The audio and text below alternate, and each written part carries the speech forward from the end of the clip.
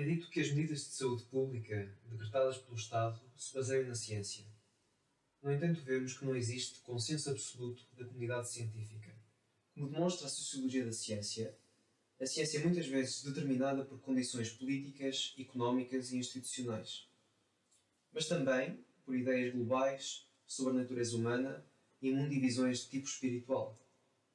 A escolha e seleção de medidas epidemiológicas implica não apenas decisões científicas, mas também decisões políticas. Qual é a sua perspectiva relativamente à ligação entre ciência e política na presente situação? Φαίνεται να είναι λίγο δύσκολο να το πούμε αυτά όλα που ρωτάς με μια ενιαία απάντηση, αλλά θα το προσπαθήσω. Καταρχάς να πούμε ότι η θέση ότι αυτά είναι επιστημονικά σίγουρα είναι σωστή. Δηλαδή, φυσικά είναι αναμειγμένη η επιστήμη μέσα σε όλο αυτό.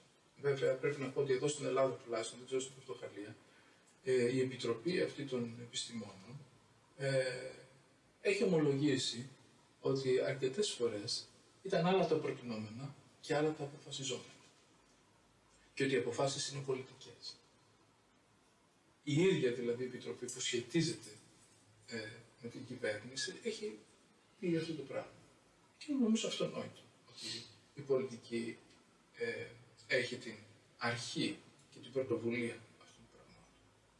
Αλλά αν με επιτρέπεις, τα ερωτήματά σου έχουν και πώς αλλιώς θα ήταν πρέπει να απαντήσουμε στο βάθος του ερωτήματος. Καταρχάς, πρέπει να πούμε ότι δεν είναι δυνατόν να αγνοούμε σήμερα και να πιστεύουμε βέβαια, ότι υπάρχει μια ελεύθερη και ωραία επιστήμη. Δεν υπάρχει αυτό το πράγμα. Δεν υπήρχε ποτέ. Και δεν υπάρχει σήμερα.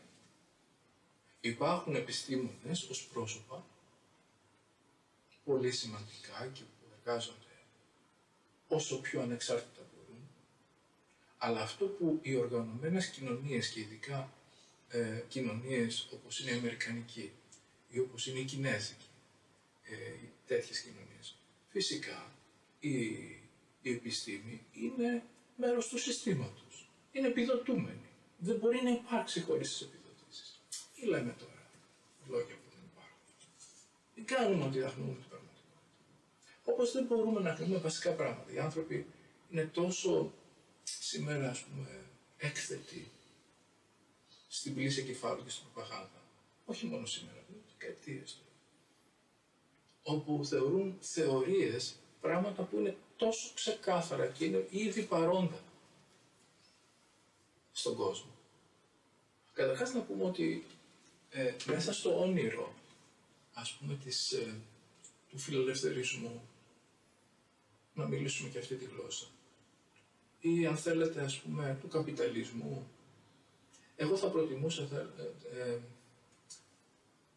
την έννοια ότι μέσα στην ουσία του ανθρωπισμού, στην ουσία του διαφωτισμού, που είναι η μήτρα που παράγει όλο αυτό.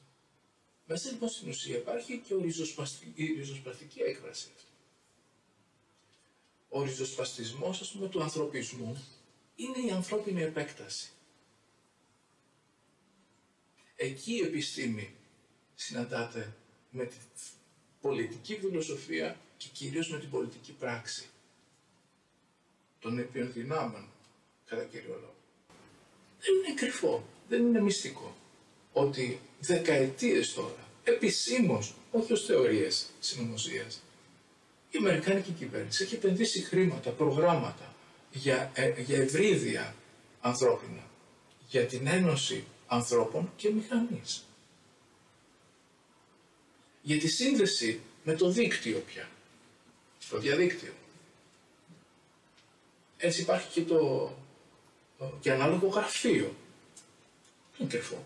Δεν θυμάμαι πώς λέγεται το Defense Office, κάπως έτσι, ας πούμε, που έχει σχέση με την επιστήμη και όλα αυτά. Γιατί ο σκοπός ήταν μιλιταριστικός. ήταν να φτιάξουμε έναν υπεράνθρωπο στρατιώτη, ο οποίος δεν θα έχει ούτε ηθικές αναστολές, ούτε φόβο, ούτε κούραση. Αυτά δεν είναι θεωρίες, είναι πραγματικότητα. Ούτε μπορούμε να γνωρούμε ότι μέσα σε αυτές τις προτινόμενες θεραπείες, να το πω έτσι, όχι τα φάρμακα που υπάρχουν, αλλά δεν διατίθενται, τις θεραπείες mRNA. Δεν μπορούμε να πούμε, είναι ξεκάθαρο ότι ο άνθρωπος που κάνει τέτοια θεραπεία είναι σαν αισθητήρας. Είναι ή δεν είναι. Τουλάχιστον κάποια από τα εμβόλια δεν κάνουν τον άνθρωπο ορατό σε ένα απλό Bluetooth. Δηλαδή σε ένα καλύτερο σύστημα, τι τον κάνουν. Αν το δικό μου το τηλέφωνο μπορεί να πιάσει τους εμβολιασμένους γύρω μου, τουλάχιστον κάποιον εμβολίο. Δηλαδή ένα άλλο σύστημα κρατικό ή υπερεθνικό ή παγκόσμιο κάνει. Ή πώς δεν υπάρχει τέτοια τεχνολογία. Δυστυχώς πολλά πράγματα αποκρύπτονται από τους ανθρώπους, αλλά όχι γιατί είναι μυστικά, αλλά γιατί δεν εκλαϊκεύονται.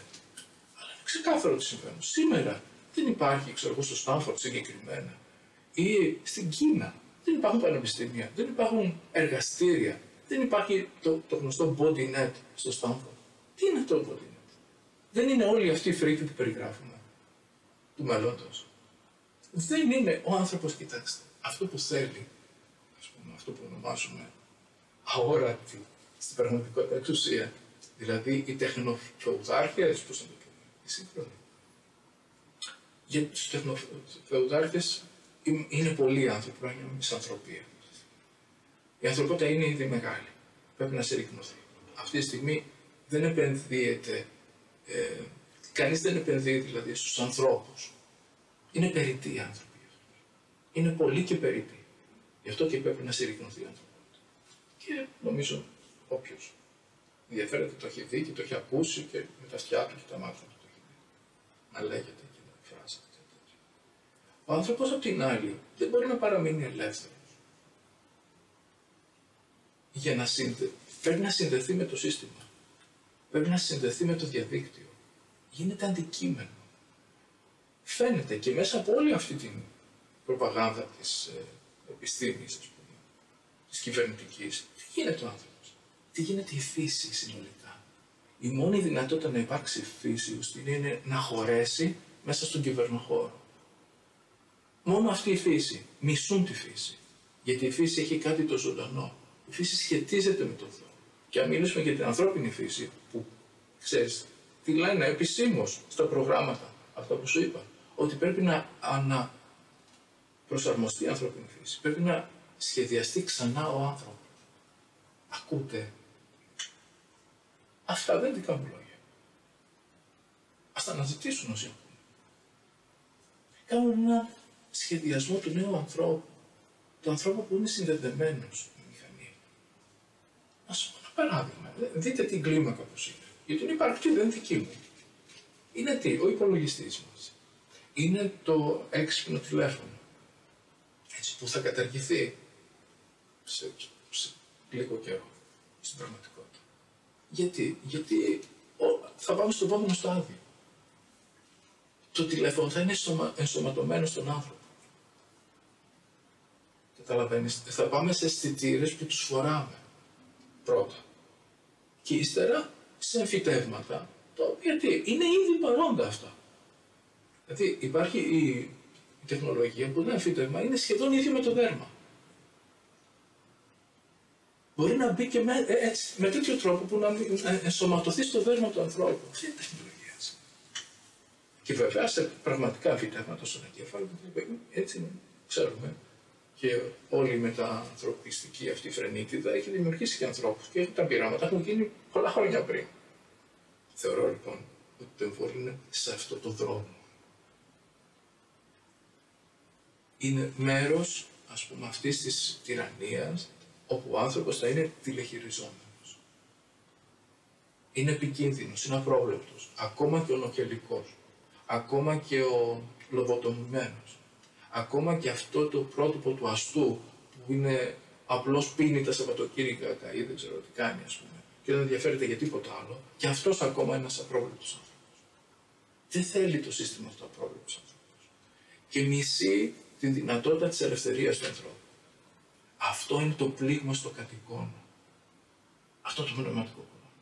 Όταν πάψει, όταν δέχεται υποβολές ο άνθρωπος, όταν γίνει τηλεκατευθυνόμενος, όταν για να ζήσει πρέπει να χωρέσει στο δίκτυο η ελευθερία του, η μεταμορφωμένη προς τα χείρονα, τότε τι άνθρωπος είναι αυτός? Ας πεθάνουμε άνθρωποι. Ας αρρωστήσουμε από 10 COVID, αλλά να είμαστε άνθρωποι. Ας πεθάνουμε από οτιδήποτε άλλο. Αλλά ας έχουμε κρατήσει την ουσία του κατοικώνα. Τη δυνατότητα να επιλέξουμε. Να μην πάμε ήδη σφαγμένοι ως βρώμα του αλωτρίου που ψάχνουμε στην Εκκλησία στον Αντίχριστο κάπου. Όταν έχει καταργηθεί η αυτοεξουσιότητα, όλη η ανθρωπότητα πια κατευθύνεται προς τα εκεί. Εννοείται λοιπόν, όπως ποτέ δεν υπήρξε ελεύθερη επιστήμη, δεν υπάρχει και σήμερα. Και φυσικά όλα αυτά δεν είναι επιστημονικά. Είναι και επιστημονικά με την έννοια το ότι η κυβερνητική της επιστήμης χρειάζεται την επιστήμη για να προχωρήσει τα όραματά της. Αυτά τα αποκαλυπτικά, τα θεκώδια. Αυτή την έννοια υπάρχει ένας επιστημονισμός. Φυσικά, ευτυχώς, δεν έχουμε φτάσει στον ολοκληρωτισμό του μέλλοντος. Υπάρχουν και ελεύθεροι άνθρωποι ακόμα και ελεύθεροι επιστήμονες, οι οποίοι βέβαια ζουν σε μια διελκυστίνδα, σε μια λεπτή ισορροπία, ξέροντας ότι πράγματι μπορούν να καταστραφούν επιστημονικά, αν προχωρήσουν τα βήματα με λάθος τρόπο, αλλά υπάρχουν και άνθρωποι που το αγνοούν αυτό ως επιστήμονες και έχουμε, νομίζω είναι ορατή πια αυτή και στη χώρα μας, εδώ στην Ελλάδα, στην Πορτογαλία δεν ξέρω, αλλά υπάρχουν παγκόσμια ονόματα που ήδη μας πληροφορούν σε διάφορα επίπεδα για το τι συμβαίνει. Όμως δεν πρέπει να αγνοούμε την τεχνολογική βάση, την εξέλιξη την επιστημονική σήμερα. Τα ηλεκτρομαγνητικά πεδία, το πώς μπορεί ο άνθρωπος να ενταχθεί μέσα σε αυτά και να πάψει να υπάρχει στην πραγματικότητα. Είναι ένας καινούριος άνθρωπος, ένα υβρίδιο. Η λέξη υβρίδιο υπάρχει, δεν τη λέω εγώ. Ο μασκοφορεμένος, ο σίγουρος, ο εμβολιασμένος, ο θυμωμένος μικρομεσαίος πολίτης. Ο θυμωμένος εναντίον των μη εμβολιασμένων. Πιστεύει και αγωνίζεται και αγωνιά κατά βάθος μέσα. Για την επιστροφή σε αυτό που ονόμασαν οι άλλοι για αυτόν κανονικότητα. Την αφανισμένη κανονικότητα. Αυτή που ούτως ή άλλως δεν υπήρχε. Νομίζω πως πρέπει να μάθουμε ότι μια τέτοια κανονικότητα δεν θα υπάρξει. Εκτός και αν αυτή η κατάσταση ανατραπεί με έναν τρόπο απρόσμενο για μας σήμερα. Και σε αυτό ελπίζουμε. Όχι γιατί δεν πρέπει να αγωνιστούμε, αλλά μαζί με το προσωπικό μας αγώνα πρέπει να ελπίσουμε πάνω σε αυτό. Αλλά δεν θα υπάρξει τέτοια επιστροφή, αν δεν γίνει αυτό. Δεν σχεδιάστηκε όλο αυτό για να υπάρξει ανατροπή. Η επιστροφή, η επανεκκίνηση δεν συμπεριλαμβάνει την κανονικότητα της προηγούμενης ζωής. Ό,τι δεν χωράει μέσα σε αυτή την ηλεκτρονική φάρμα θα αποβάλλεται. Αυτή είναι η πραγματικότητα. Οι άνθρωποι πρέπει να καταλάβουμε ότι πρέπει ο καθένας στα όρια της ζωής του να αρνηθεί αυτή την κατάσταση. Ζητάνε τη συγκατάθεσή μας. Αυτό είναι και το δαιμόνιό μας. Θέλουν την υπογραφή μας, όπως στο εμβόλιο. Θέλουν εμείς να το πούμε τον ναι. Πιεζόμενοι, αλλά εμείς να το πούμε τον ναι. Να πούμε όχι. Πρέπει να πούμε όχι. Πρέπει και να γυρίσουμε με τις γέφυρες προς τα πίσω, όχι να πάμε και στην επόμενη. Είναι πολύ σημαντικό αυτό. Και πρέπει να μάθουμε οι χριστιανοί εν πρώτης, γιατί σε αυτό αναφερόμαστε, ότι πρέπει να στήσουμε κρυφά σχολιά ή φανερά. Πρέπει να φτιάξουμε αυτές τις εστίες παιδείας, μετάδοσης, αληθείας, μετάδοση ήθους, εν Χριστώ ελευθερίας. Όποιοι μπορούν, ας αναζητήσουν έξοδο προς την αγροτική ζωή, προς άλλες μορφές ζωής. Και όσοι δεν το μπορούν, ή δεν το θέλουν, ας μείνουν μέσα στα όρια της χωρίς να αγωνιστούν με αυτό το φρόνημα. Αλλά ποιο είναι αυτό? Είναι το φρόνημα της μαρτυρίας και του μαρτυρίου. Το φρόνημα το αγωνιστικό. Δεν υπάρχει χριστιανική ζωή χωρίς αγωνιστικό, ενθουσιαστικό φρόνημα. Εκεί βρίσκεται και το παρόν και το μέλλον μας. Αν δεν είμαστε σήμερα συνδεδεμένοι με τη μυστηριακή μας ζωή, αν δεν ζούμε ταυτόχρονα μέσα σε αυτό το φρικώδες σκηνικό, την μετάνοια, αν δεν ζούμε με ένταση την εσωτερική πνευματική ζωή, με τις πτώσεις μας μέσα σε αυτό, εάν δεν συνδεθούμε όχι με το δίκτυο του παγκόσμιου, αλλά με αυτό το φωτεινό κόσμο των Αγίων Μυστηρίων, των σωστικών μυστηρίων, των φωτιστικών μυστηρίων της Εκκλησίας, δεν θα μπορέσουμε να αντιληφθούμε την πραγματικότητα, ούτε να ζήσουμε, ούτε να μαρτυρήσουμε ότι είναι Χριστό ελευθερία μέσα σε αυτό.